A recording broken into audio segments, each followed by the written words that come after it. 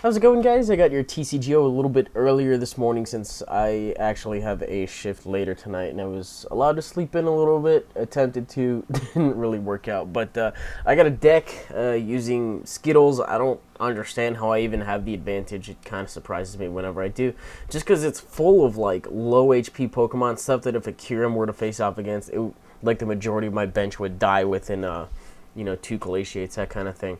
But I'm up against a guy by the name of Penta04. As you can see, all I have is a Pichu, but I'm going to oak out my hand and see if I can get some basics. And I really want to see off a Chandelure first turn before anything else, so that way I can get the ball rolling. The sooner I can have that, the better. And I also have a Revive in my hand, so just in case a Mew dies while doing that, then I can revive it, and I do have another Rainbow Energy going on as well. I also have Clef on the bench, just in case I want to shuffle out my hand, that kind of thing. But since I'm going first, I'm able to see off safely, without the danger of him, being able to outrage or, bolt strike, anything. I don't think he can bolt strike after like 2 turns. He can outrage on 1 if he has a double colorless in his hand. Otherwise, I'm good to go. But I'm going to go ahead, after I saw off the Chandelure, he's going to go ahead and use the Crushing Hammer to get rid of the Rainbow Energy on my Mew. I don't have any other energy in play. But what I can do is I'm going to wait for him to stock up the bench a little before I decide to Flame Burst. Otherwise, it's just kind of a waste. You got to do widespread damage, not just 30 to 1. And Inferno's really only in case, if it happens to be urgent and I know I can kill it off / take a prize in that turn, then I will. Because that discards 2 energies. I don't run a lot of basic energies in this deck, so once the Rainbow and the Prisms are gone, they're gone for good. Right now, he puts down a Tynamo, and the fact that he's putting it down makes it the easiest prey. I believe he does this 2 or 3 times, just on the off chance that he thinks he's going to get away with it, and I'm not going to let him get away with it. So, I believe he level balls also for an electric, he level balls for an electric under the assumption that he'll be able to preserve that until next turn, and that's not really going to happen. If he were to level ball for another Tynamo, that would have made my goddamn day, let me tell you, because he would have put it down, and then he would have, they would have ended up dying in 1 turn. He wouldn't have been able to do anything. I'm pretty sure that I end up crippling all of his Tynamos to the point that if he doesn't have any Revives or Super Rods, that he's not able to play him. But he gets himself a Stunfisk. Stunfisk is a fairly interesting Pokemon. Fighting type, fighting ground type in the TCG, and it uses electric energy. So that's kind of a cool thing, against other electric decks and stuff. I don't know, just worth talking about for a second. But I draw into a Prism, so I'm going to use that because I don't want to have any damage counters on that thing. And then I get to pick 2 Pokemon to deal 30 damage to. Obviously going to pick the Tynamo, and then I decide to pick the one with the least amount of HP, which is going to be the Stunfisk, so I can get the kill on that as soon as possible. Zapdos is a big threat that I'm not really acknowledging at the moment, but its random Spark will do 50 to anything in play. Mew will only be able to take 1 of those, and it won't take it very well at all. Cleffa and Pichu will both die, so those are just 2 prizes waiting to happen. And right now, even if he has a catcher, actually he can take out anything now that he has the double colorless on that thing. But I don't think he's going to take out my Cleffa or my Pichu. My Cleffa would be used, to shuffle out my hand, that kind of thing. And my Pichu would just be used to stock up my bench. Also tempt him to stock up the bench so that way I can pick targets with Flame Burst, that kind of thing. I don't know if he'd want to go down that route. So I got to make a decision right now as for what I want to do.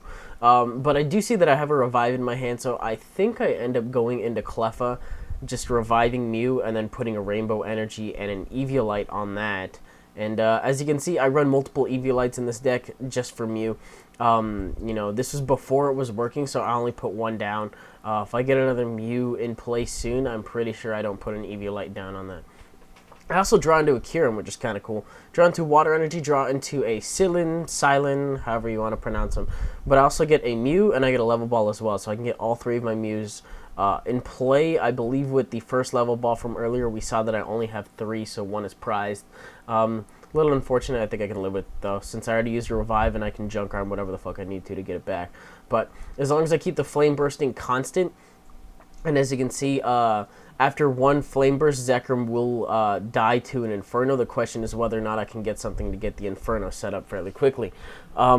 If he were a smarter player, or if he does have catcher, I don't know. I mean, you got to make your decisions kind of on the fly here. But I would have been taking out my Mews as opposed to anything else, because I believe he just goes for the kill on Cleffa. If he had a catcher, he definitely should have used it there. That would have been good for him.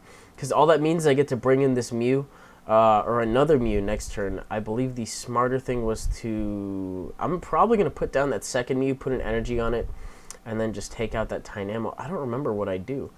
What do I do? Okay, so Mew with a fire energy, and then I can use Level Ball to get my third Mew. I don't want to get Jirachi, because although Jirachi is kind of cool, I'm not really seeing anything that evolves other than the Electric, which actually would have been really handy if I let him get him, and then I used Jirachi to de-evolve them back down to their 30 HP forms, and that would have fucked them up big time. So maybe I should have. I don't know, and then I could have just focused on other things. So, this is right when I barely added Jirachi to this deck, so I'm still unfamiliar with when is the right time to use it, but that seemed like a pretty good time to me. For now, I'm going to retreat that other Mew and then just Flame Burst a bunch of stuff. Stunfisk will die next turn, and then I believe Zekrom will die to an Inferno next turn. He will take out this Mew or another Mew, but I can easily set up another one, as long as he doesn't take out the one with... Actually, you know what? I already have an energy on that. So all I gotta do is put another energy down on it, depending on which Mew it is. Actually, I think the other one on the bench has a fire energy on it too. So anyway, you cut it, you know, he's in danger of an Inferno coming his way, and that thing's gonna take him out. And then after that, since Zapdos isn't prepped up as well, I can just go ahead and Flame Burst Zapdos and then KO the Stunfisk and then just go from there. So this deck revolves around widespread damage. I have no fucking idea why that Kyurem is still in my hand. Maybe I was starting to recognize Zapdos right now, and then even still, whatever. I have no idea why this thing is still in my hand. I could have set it up by now. I guess I was just more worried about keeping my Mew set up. So that could have been a thing, I guess. Oh, you know what? Because I needed sure damage to take Zekrom out. Big threat. Big man, big threat on the field. That kind of thing. But he's going to use Super Rod to put some things back into his deck. Probably his Tynamos, maybe one Tynamo and an Electric. I can take that thing out too, you know, that's how that works. But he's got enough damage counters on him to the point where Outrage can take me out. And I can send in the Mew on the left and Inferno him and take him out. So that's pretty cool. Left him pretty exposed on the energies as well. So in comes this Mew. What do I draw? Pecom, probably just going to end up being Junkrat fodder, if anything. I'm good with the Pokemon I have right now. Maybe Junkrat out for a revive somewhere along the way, but Inferno is going to take him out, and that will take me my prizes, or my one prize. As you can see, we're really even on prizes, and I'm not sure if that's just his deck structure, or just the fact that I've been crippling his Tynamos to prevent his Zapdos from getting set up too early, but it's going pretty good. And I rarely ever say that with this deck, but it really is going pretty good. So he sends in Zapdos next. I'm kind of scared of the fact that he might have a DCE. But if he doesn't, then I'm safe for another couple of turns, and I can just, you know, Flame Burst this thing, and then, you know, take out the Stunfisk. That'll get me another prize, and we'll be good to go. Just as long as he doesn't have that DCE. I'm looking at my discard pile to see what I can Junkrat out for, and it turns out that I haven't used a catcher yet. Not sure why I would want to use a catcher, but he doesn't have a DCE, so we're good to go. What do we got going on? And Super Rod put stuff back in my deck. Probably should have picked the energies and then just Junkrat out for a revive. That would, or maybe I should have Junkrat out for energy. Junkrat out energies for revive first, and then use Super Rod. There's an order to that benefits you best, and I definitely didn't take it, but that's okay. So, gonna take out the Stunfisk since it has enough damage on it.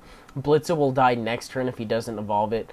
And I'm kind of curious to what he's going to do. I believe that Blitzel ends up being my next kill. And he takes a long time right here, during like the next 2 minutes, I believe, where he gets another electric energy on Zapdos, but he's trying to figure out how to play this out, whether or not he wants to get damage on my bench Mewtwo, which will, or not Mewtwo, Mew, and, you know, that won't die, but it will leave him exposed on the lead one, or to take out the lead one and then just let my my other one come in, that kind of thing.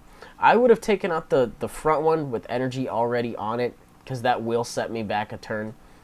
And, I mean, I'm not worried about running out of Mew since I do have 2 Junkrams, 2 Revives. Looking back at it, it's been a while since I played this game, but I don't think I really had any intention of playing Kyurem at all. You know, just getting the quick kills. I have 2 prizes left. An Inferno coming Zapdos' way, and then maybe a Flame Burst on Blitzel. And then that'll finish off the game. So I'm kind of just aiming for that scenario. Looking at it, I got a lot of options in my hand, so I'm kind of wondering what I'm going to do. But after thinking about it, I believe I decide to put a water energy on... No, no, no, no. I don't know what I'm doing.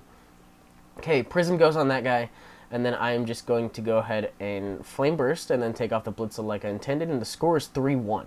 Now, if you're looking at it right now, now I have two targets on my side of the field that both have one energy on them. So if he can't take them out, I'm going to do my best to make sure that that Zapdos stays in. He puts out another Zapdos, so if he wanted to stall for a little bit of time, he could have retreated the lead one to make it so it wasn't in danger of getting Infernoed, but it would have died to a couple Flame Bursts anyway. That probably would have set me back a little bit more. I don't know how much that would have mattered in the long run, but there's that. So gets that second Zapdos prepped up, and he can go for random Spark as much as he wants. Just stuff that isolates the bench like that, like Yanmega, Zapdos, or just stuff that does damage to the bench in general, Kyurem. You know, that stuff is kind of dangerous. Or even this own deck, shit, you know, that's a pretty big threat right there. But he takes out the lead one. I think I paused and unpaused for a little bit. I remember him taking a really long time with that. But we're at endgame. As you can see, I got a Prism, which counts for a fire, and then also got a water energy, and I'm just going to go for the Inferno, and then that will take out that Zapdos for my last prize, and then there's Mew. So that last Mew. Anyways, that's the game. I hope you guys enjoyed it. If you did, you're welcome to leave a like rating, comment, subscribe, do your thing. I realized that my my narrations have been a little bit lackluster throughout the week. I'm tired, truthfully, but you know, I do still want to get content out to you guys. I still enjoy narrating. It shows a lot, so hopefully I'll be a little bit more well rested, that kind of thing. And yeah, I don't think I really have anything else to talk about, so I'll see you guys later.